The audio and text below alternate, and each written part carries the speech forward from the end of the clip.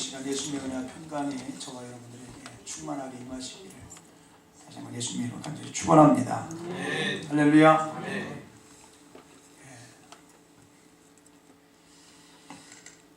예수님 당시에요. 예수님 당시에 유대인들 중에는요 여러 종파가 있었습니다. 그 중에 이제 대표적인 종파가 바리새파와 또 사두개파 그리고 거기다가 이제 에세네파 이렇게 3대 종파가 있는데 무엇보다도 에세네파는 조금 들은 게 조금 안 들은 것 같고 그죠?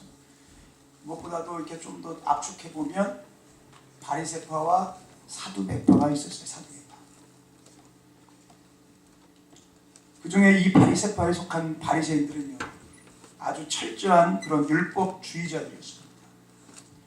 이들은 일주일에 2번씩 금식을 하고요. 일주일에 2번 금식해요. 그리고 소득의 11조를 하나님 앞에 드리되 박하와 회향과 근체의 11조까지 아주 철저하게 바치는 그런 사람들이었다는 거예요. 그리고 그들은 발에 끌리는 거의 긴 옷을 입고요. 차는 경문을 넓히고 그 옷수를 크게 하고 어디를 가나 상좌에 앉고 사람들에게서는 랍비라고 하는 그런 칭호를 그들은 받았어요. 겉으로 볼 때는 아주 경건한 사람같이 보였지만은 이들은 아주 철저한 그 위선자들이었다는 거예요. 위선자들. 이들은 마태복음 23장에 보면요 예수님이 말씀하시기를 말만 하고 행치를 않는 자라고 하셨어요. 말만 하고 행치를 않는 자.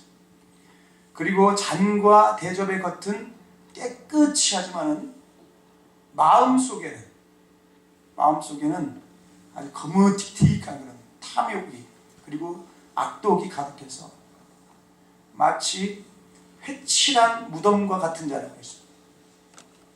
그 회칠한 무덤. 겉으로 보면은 하얗고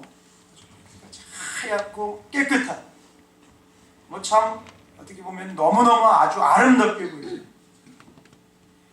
그러나 그 속에는 썩은 시체가 있는 것과 같은 그러한 인간이었다는 거예요.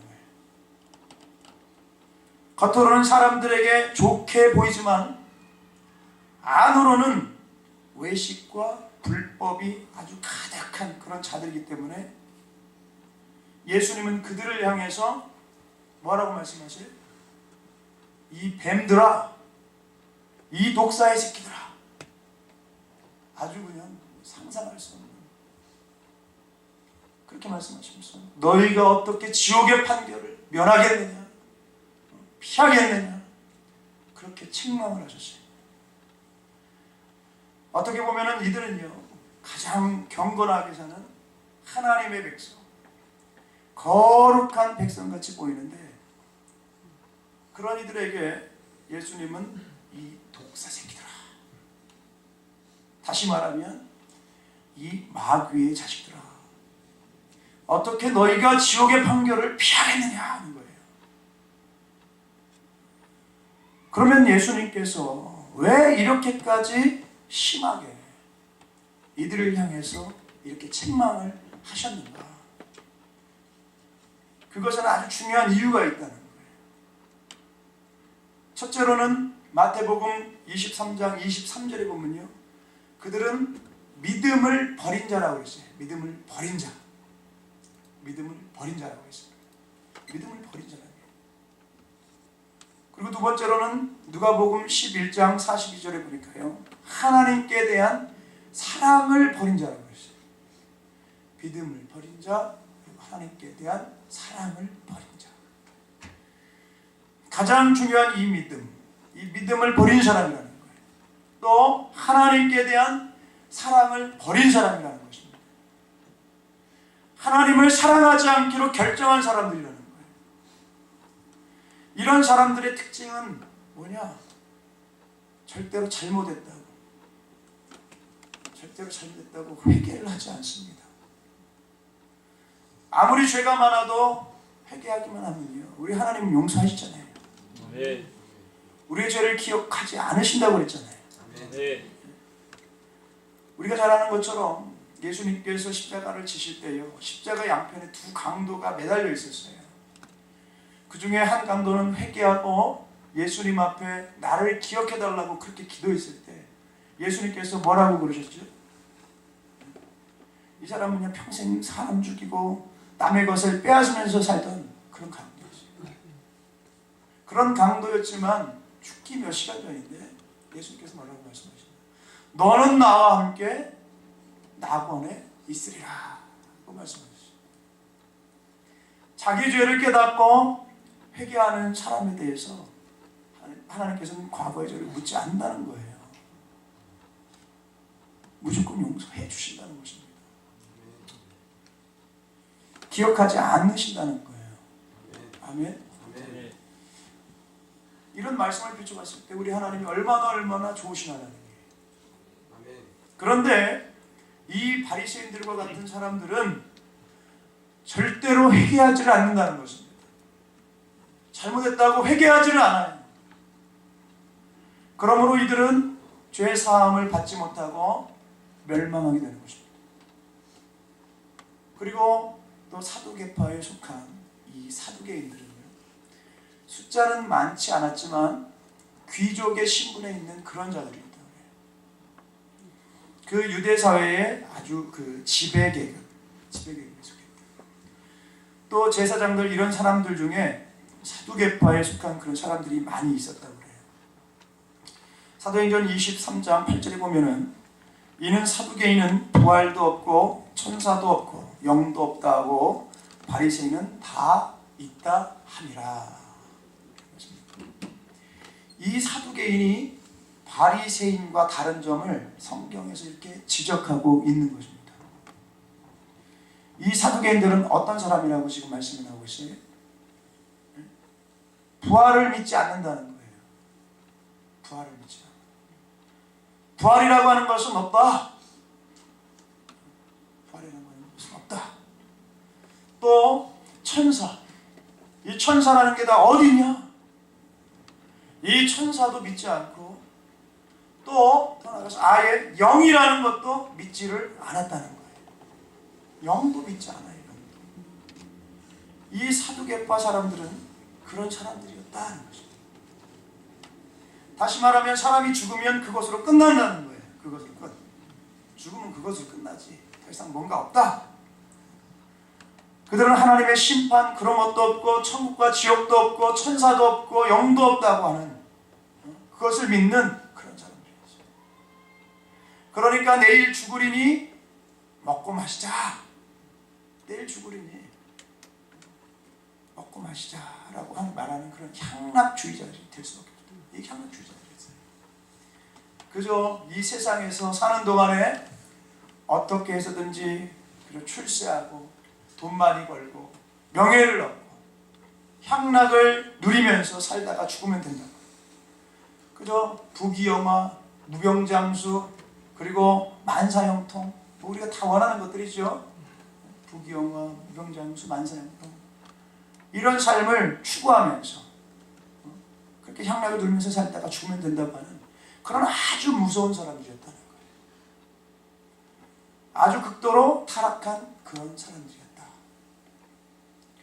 그러니까 이제 먼저 말씀드린 이 바리새인들과 그리고 이 사두개인들은 친할래 친할 수가 없는 그런 아주 사이가 안 좋은, 거의 모든 면에서 대조적인 그런 사람들이었어요. 하나는 너무 이 반대.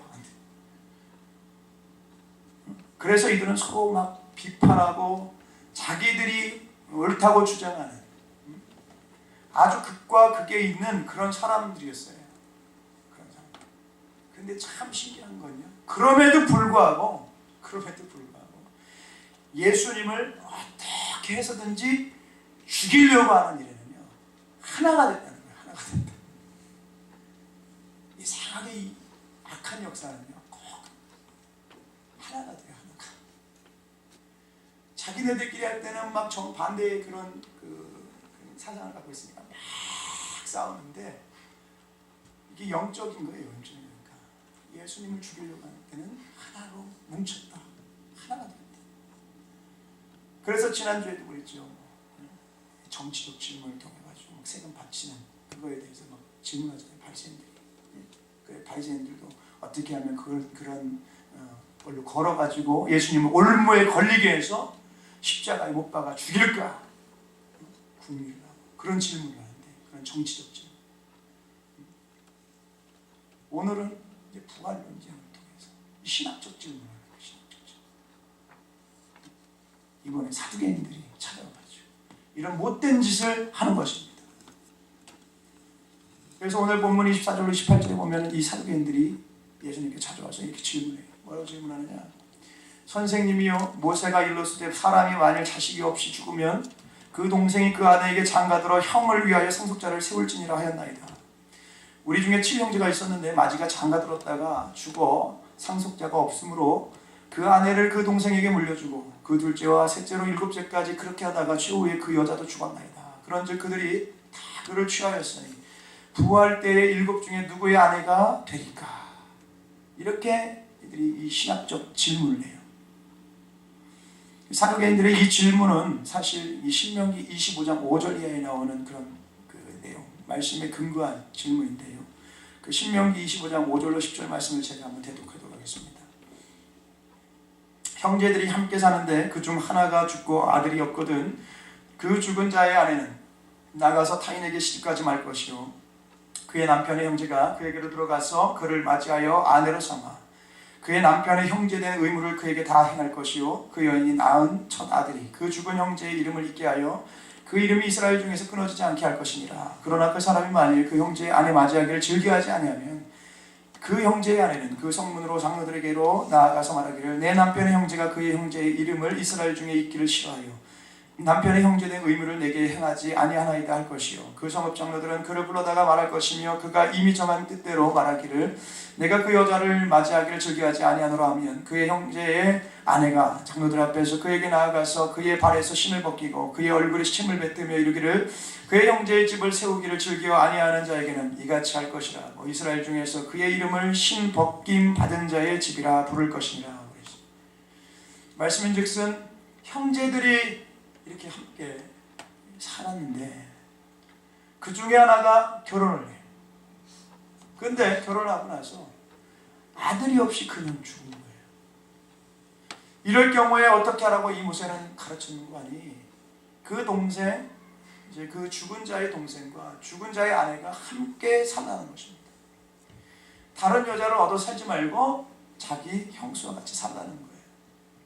그렇게 해서 거기에서 태어나는 아들 중에 하나는 형님의 아들로, 자기가 낳았는데도 형님의 아들로 이제 이렇게 등록을 해가지고 그 형님의 모든 것을 이어가게 하라는 것입니다.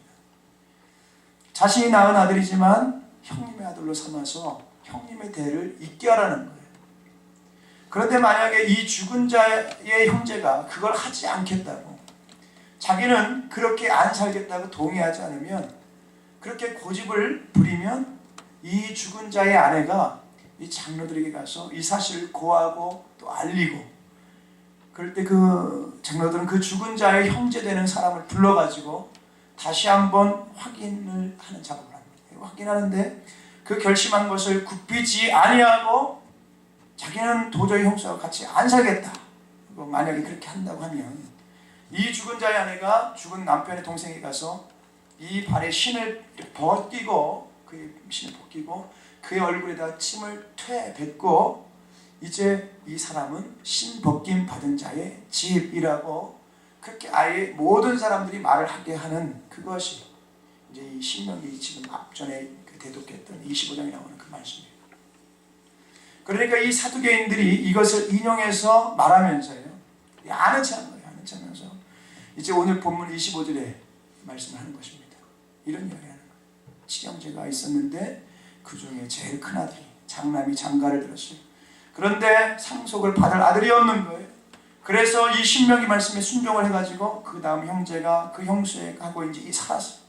그런데 또 자식 없이 또 죽었고, 계속 그런 식으로 세 번째, 네 번째, 다섯 번째, 여섯 번째, 일곱 번째 막내둥이까지 그 한 여자를 데리고 살다가 그 여자도 죽고 다 죽었다는 거예요.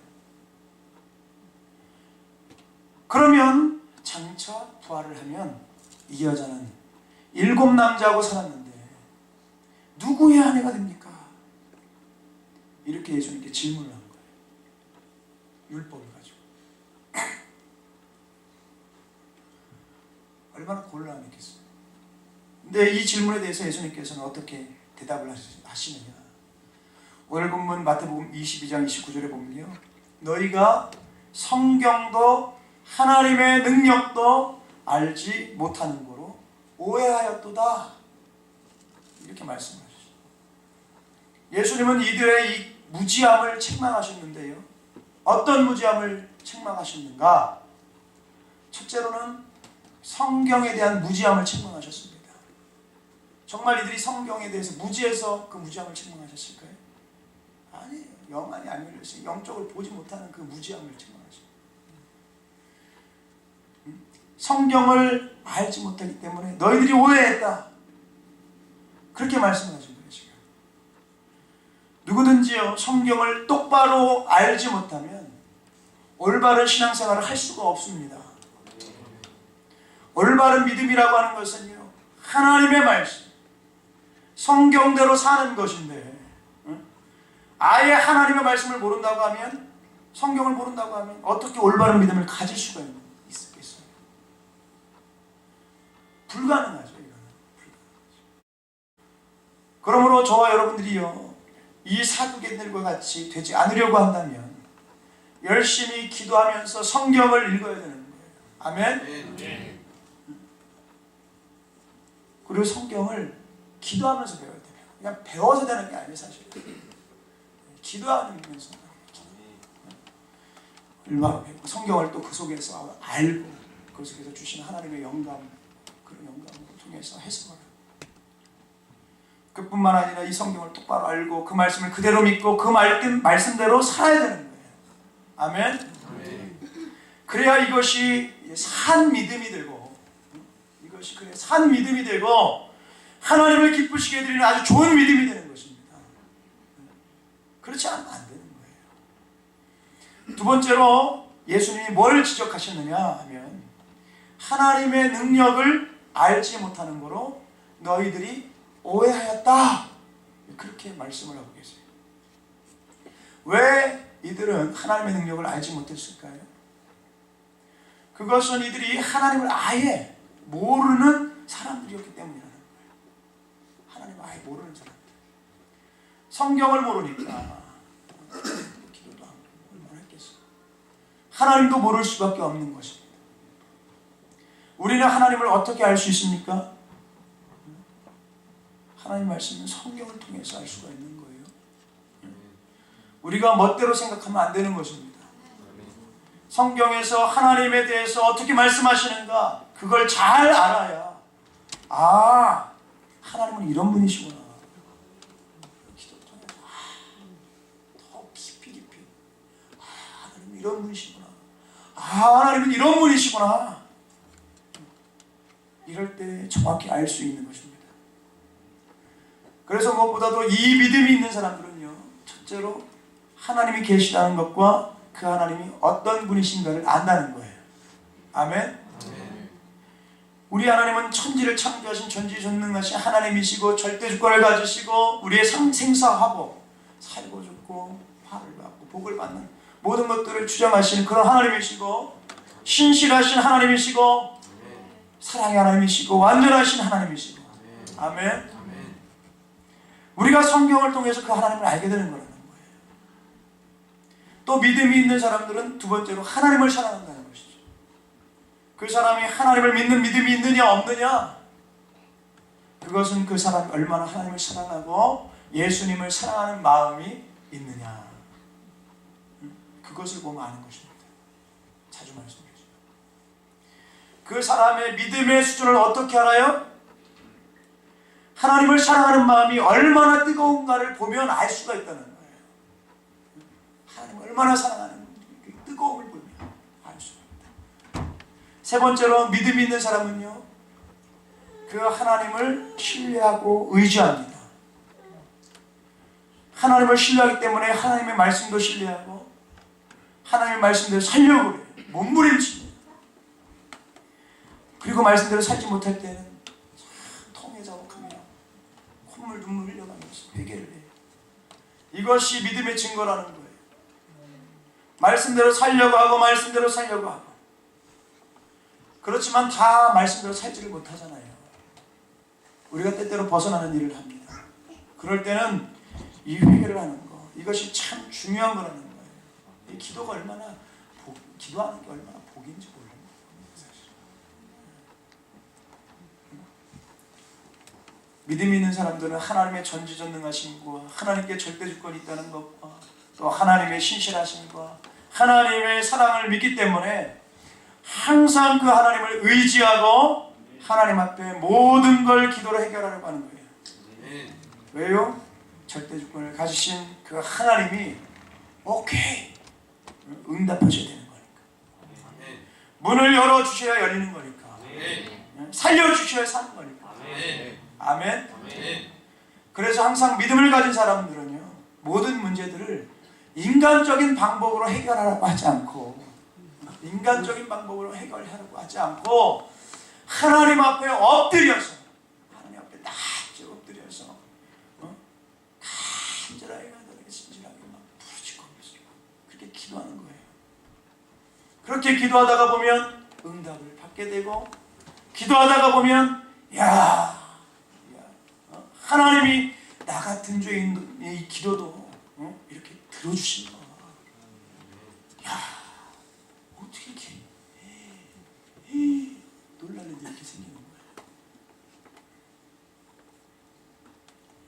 하나님은 전지전능하시구나. 신실하신 분이시구나. 약속을 지키시는 분이시구나. 구하고 찾고 두드리라고 하더니 정말 그렇게 해보려고 막 몸부림치다 보니까 그렇게 해주시는구나. 그 속에 하나님이 나를 사랑하시는구나. 그렇게 체험을 하게 돼서 아주 믿음이 좋아지는 거예요. 믿음이 그 속에서 막 좋아지는 거예요. 그러나 사두개인과 같은 사람들은 아예 하나님을 모르기 때문에, 그들은 하나님의 능력도 모릅니다. 이런 사람들은 하나님 앞에 기도하지도 않는다는 거예요. 기도를 왜 해야 되는데? 이유와 필요성을 못 느끼죠. 우리가 생각해 보세요. 시험 들거나 문제 있는 사람들 보면 대박에 첫 번째 하는 게 이제 기도입니다. 기도 안 하면서 머리 색깔이 바뀌고 옷이 짧아지고 이상해지고 세속화됩니다. 아주 이상해요. 항상 보면 그렇습니다. 기도하지 않아요. 하나님 앞에. 그저 이 세상 살다가 죽으면 끝나니까 그냥 오늘 그저 잘 먹고 잘 살다가 죽으면 된다. 그런 생각으로 살아가는 것입니다. 참으로 불쌍한 그런 사람들이에요. 그런데 오늘 본문 30절에 보니까요, 예수님은 부활에 대해서 이렇게 말씀을 하십니다. 제가 한번 대독할게요. 30절입니다.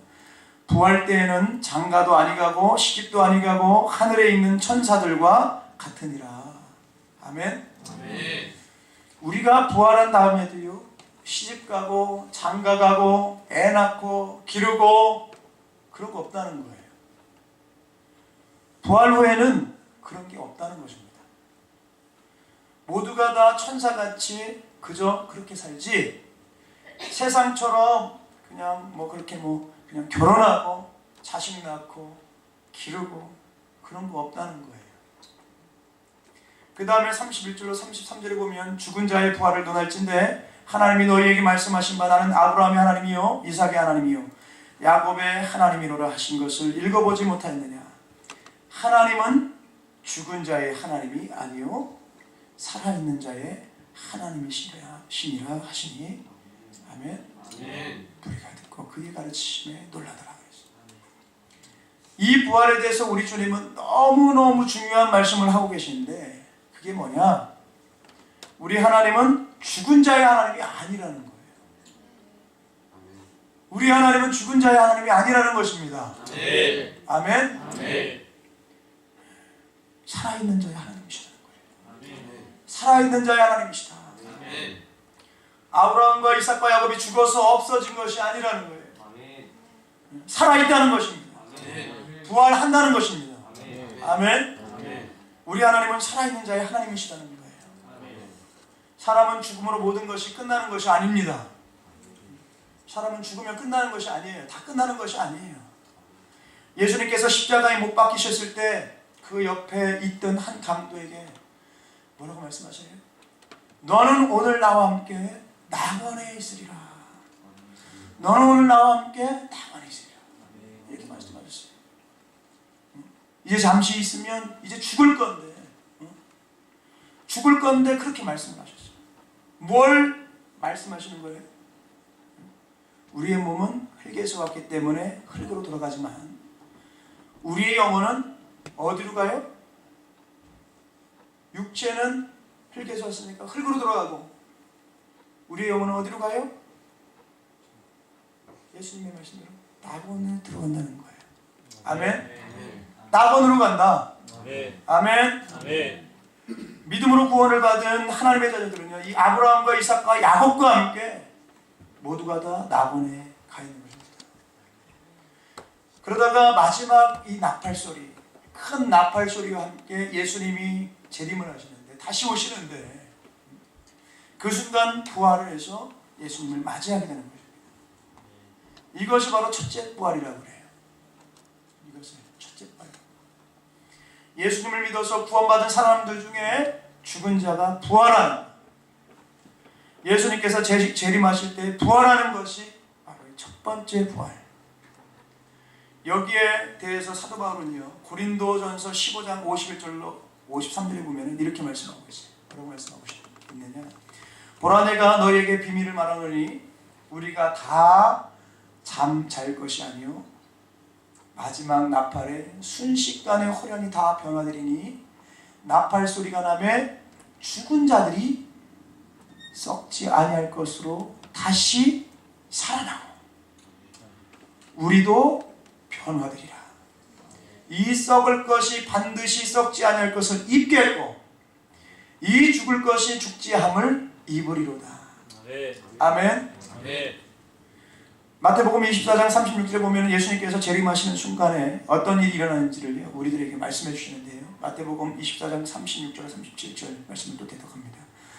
그 날과 그때는 아무도 모르나니 하늘의 천사들도 아들도 모르고 오직 아버지만 아시느니라. 노아의 때와 같이 인자의 임함도 그러하리라. 아멘. 그 날과 그때는 아무도 모른다는 것입니다. 예수님이 언제 재림하실지 아무도 모른다는 거예요. 하늘의 천사도 아들도 모르고 오직 아버지만 아신다고 했어요. 예수님이 재림하시는 때는요, 노아의 홍수 때에 홍수로 심판받은 것과 똑같이 그렇게 된다는 거예요. 그럼 그때가 어떤 모습이었냐?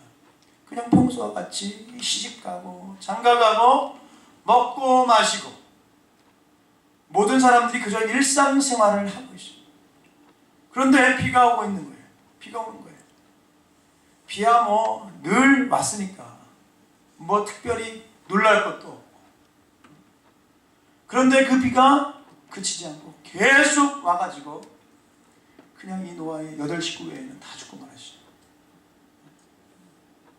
아마도 노아는 비가 올 때마다 긴장 모드였을 거예요. 그죠? 근데 어쨌든 결과적으로 그렇게 비가 와서 노아 8식구 외에는 다 죽고 말았습니다. 말씀대로 돼버렸어요. 전혀 상상하지 못한 일이 일어나 버렸어요. 근데 이와 같이 이런 일이 일어나는데 40절에 보니까 그때 자오죠. 예수님께서 재림하실 때 어떤 일이 일어나는지, 이 죽은 자가 부활할 뿐만 아니라 살아있는 사람들이 어떤 일이 일어나느냐, 마태복음 24장 40절로 42절입니다. 그때에 두 사람이 밭에 있으며 한 사람은 데려가고 한 사람은 버려둠을 당할 것이요 두 여자가 맷돌질을 하고 있으며 한 사람은 데려가고 한 사람은 버려둠을 당할 것이니라. 그러므로 깨어있으라. 어느 날에 너희 주가 임할는지 너희가 알지 못함이니라. 믿음으로 구원받은 하나님의 자녀 중에 죽은 자들은 예수님께서 재림하시는 그 순간에 한순간에 그들이 부활을 하는데 썩지 않는 몸, 다시는 죽지 않는 몸, 영원히 영생하는 그런 몸으로 변화가 돼서 부활을 하게 되지만 살아있는 우리도 갑자기 없어져. 보니까 예수님께서 오시는 거예요. 그 예수님을 맞이하러 올라가는 거예요. 그런데 그 올라갈 때 그 몸이 변화된 몸이라는 것입니다. 변화된 몸. 아멘? 네. 지금의 몸으로 그렇게 예수님을 맞이하는 것이 아니라는 거예요. 썩지 않는 몸, 죽지 않는 몸, 우리도 똑같이 그렇게 변화되어서 주님을 만나게 된다는 것입니다. 할렐루야. 네. 이때의 믿음이 없어서 구원받지 못한 사람들이요, 그 모습을 보고 얼마나 기가 막히겠어요. 그 모습을 보고 얼마나 기가 막히겠어요. 특별히 평생 교회 생활을 해가지고 직분자 노릇을 했는데 목회자로 또 살았는데 구경만 하고 있어요. 자기는 변화도 안 되고 올라가지도 못하고, 아마 세상 사람들보다도 평소에 설교를 수백 번 수천 번 들었는데도 믿음이 없어가지고 구원 못 받은 그 사람들이 아마도 제일 많이 통곡을 하게 될 것입니다. 가슴을 치고 울게 될 거라는 거예요. 가슴을 치고. 완전히 거짓된 생활을 했기 때문에 그런 거예요. 진실로 믿지 않았기 때문에 그런 것입니다. 이런 사람들은요, 나중에 그 하나님의 심판대 앞에 설 때에 부활을 하게 됩니다. 그래서 이제 둘째 부활이라고 하는데, 그래서 심판을 받아가지고 영원한 지옥불에 들어가게 됩니다. 이렇게 부활은 두 번 있어요. 부활은 두 번 있어요. 생명의 부활과 사망의 부활. 그래서 요한복음 5장 28절로 29절에 보면 예수님은 이렇게 말씀을 하십니다. 대독합니다. 이를 놀랍게 여기지 말라. 무덤 속에 있는 자가 다 그의 음성을 들을 때가 오나니 선한 일을 행한 자는 무슨 부활로? 생명의 부활로. 악한 일을 행한 자는 무슨 부활로? 심판의 부활로 나오리라 그랬어요. 예수님을 믿고 구원받은 하나님의 자녀들은요, 예수님께서 재림하실 때 부활을 해서 예수님과 함께 영원히 살게 됩니다. 이것을 생명의 부활이라고 해요. 생명의 부활. 그러나 예수님을 믿지 않아서 구원받지 못한 사람들은 나중에 하나님의 심판대에 서기 위해서 부활을 해가지고 하나님 앞에서 심판을 받고 영원한 지옥불에 들어가게 되는데, 이들의 이 부활을 가리켜서 심판의 부활이라고 예수님 말씀하신 것입니다. 성경에 보니까요, 하나님의 심판을 받아서 영원한 지옥불에 들어가는 것을 가리켜 뭐라고 그래요? 둘째 사망이라고 했어요. 둘째 사망. 요한계시록 20장 13절로 14절에 보니까 바다가 그 가운데에서 죽은 자들을 내주고 또 사망과 음부도 그 가운데에서 죽은 자들을 내주매 각 사람이 자기의 행위대로 심판을 받고, 자기의 행위대로 심판을 하는데 심판을 받고 사망과 음부도 불못에 던져지니 이것은 둘째 사망 곧 불못이라 그랬어요. 또 요한계시록 21장 8절에도 보면 그러나 두려워하는 자들과 믿지 아니하는 자들과 흉악한 자들과 살인자들과 음행하는 자들과 점술가들과 우상 숭배자들과 거짓말하는 모든 자들은 불과 유황으로 타는 못에 던져지리니 이것이 둘째 사망이라고 했어요. 그러니까 예수님을 안 믿는 사람들은 두 번 죽는 거예요. 두 번. 하나는 이 세상을 떠나는 죽음이고, 두 번째 죽음은 지옥에 들어가는 죽음입니다. 그러나 끝까지 구원받은 하나님의 자녀들은 어떻게 되는가? 하나님이 준비해 놓으신 새하늘과 새 땅에 들어가서 영원히 하나님과 함께 살게 되는 거예요. 아멘.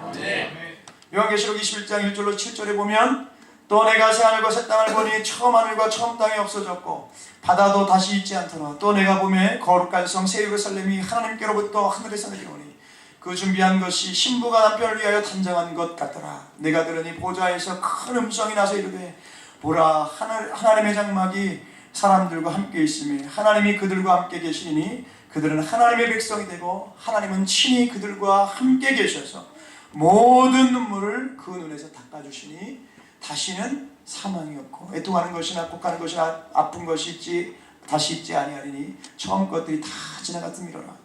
보좌에 앉으시니가 이르시되 보라 내가 만물을 새롭게 하노라 하시고 또 이르시되 이 말은 신실하고 참되니 기록하라 하시고 또 내게 말씀하시되 이루었도다. 나는 알파와 오메가요 처음과 마지막이라.